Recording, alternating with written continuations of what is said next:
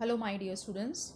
Today we will start with topic number 8 in OCM, that is Introduction to Management. In our last lecture, we have discussed meaning, definition, and features of management.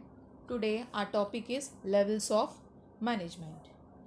So, dear students, you all know that organization is basically a group of people who work together to achieve a common goal. Clear? That means in this process, various people work together according to their position, qualities, skills under the management of specific person or a group of persons. You also know that some organizations are small, some are medium, and some are large.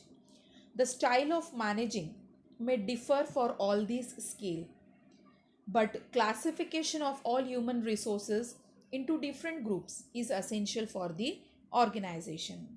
So, dear students, you all know that a small organization, for example, a grocery or a stationery shop, the classification is very simple. But in large organization where classification process is complicated, therefore it is done by making different parts in the organization. That means, I mean to say that if the size of organization is small, so the management technique is very easy. But if the organization is large, clear, so the process is very complicated. So therefore it is done by making different parts in the organization. These parts are called as levels of management. As you can see in this slide that there are total 3 levels of management: top level management, middle level management, and lower level management. Clear, students? So here, in top level management, we can see the persons working under this category are board of directors, president, chief executive officer, managing directors. What about middle level management? Here we can find functional managers. That means here we can find the head of different departments. Clear? For example, finance manager, production manager, sales manager, etc. And what about the lower level management? Here, students, here we can find foremen or the supervisors.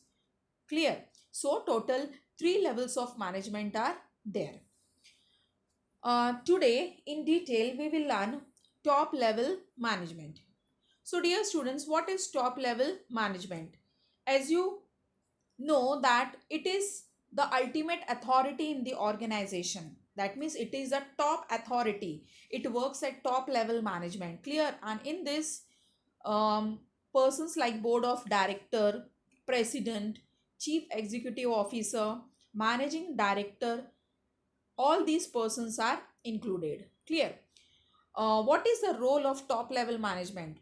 Top level management frames the vision and mission, right, for long term objectives of the organization. That means their main important role is to frame the policies for the organization. And why they are framing the policies for the organization? Because we have to achieve that object. So that is why it is the main important role of top level management.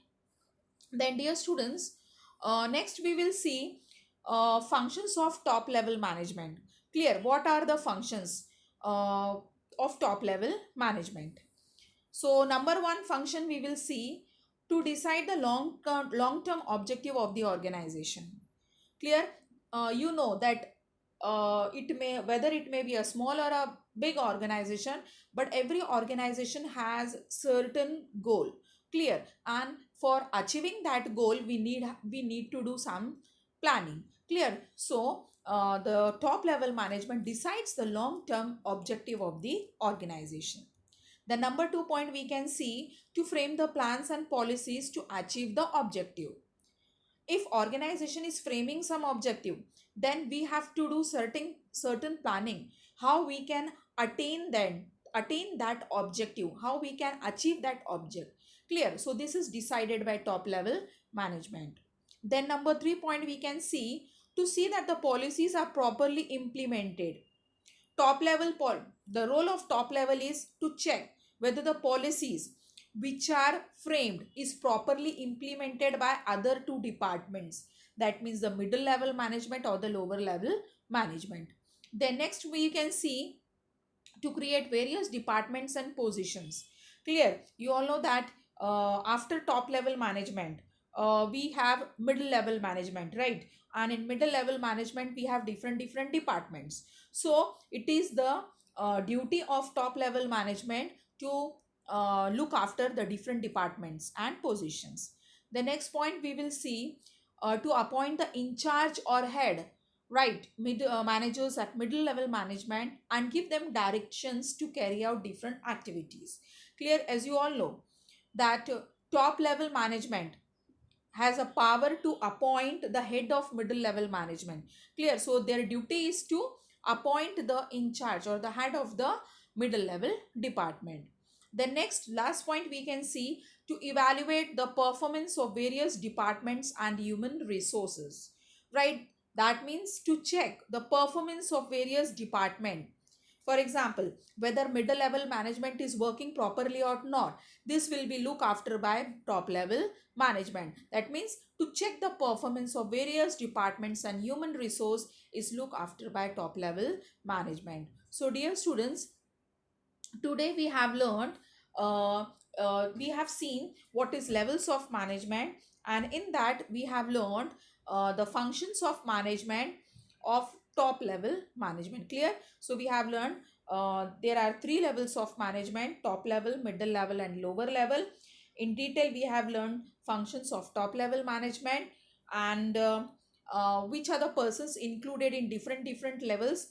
In top level, board of directors, president, chief executive officers, managing directors are included in top level management. And in middle level management we can see various functional managers, that means head of departments. And lastly, lower level management, in this we can see various supervisors or foremen. So that's all for my dear students today. In my next lecture we will start with new concept. Thank you.